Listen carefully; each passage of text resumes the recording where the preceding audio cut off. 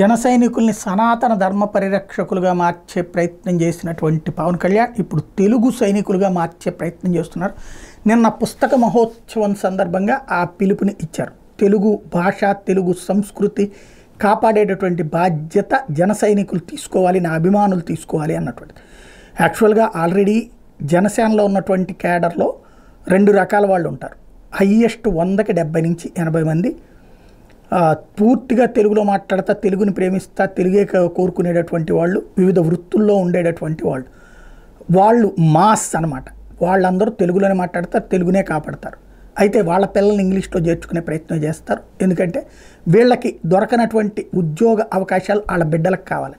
అలాగే మధ్యతరగతి, ఎగువ మధ్యతరగతి ఉంటారు, ఒక 20 నుంచి 30% మంది. వాళ్ళు పవన్ అంటే అభిమానిస్తారు, మెగా అంటే అభిమానిస్తారు, సామాజిక వర్గ పరంగా అభిమానం ఉంటుంది. వాళ్ళు మాత్రం అంటే పెద్ద పెద్ద ఉద్యోగాలు చేస్తూ ఉంటారు, వాళ్ళు అభిమానిస్తుంటారు. వాళ్ళు వాళ్ళ పిల్లల్ని తెలుగులోకి అయితే చేర్చరు, వాళ్ళు ఇంగ్లీష్ మీడియంలో చేరుస్తారు. కానీ ఈ రెండు వర్గాలు కూడా ఇళ్లలో తెలుగు మాట్లాడితే, అలాగే ఇంగ్లీష్లో మాట్లాడే తమ పిల్లల్ని అభిమానిస్తే, ప్రేమిస్తాయి.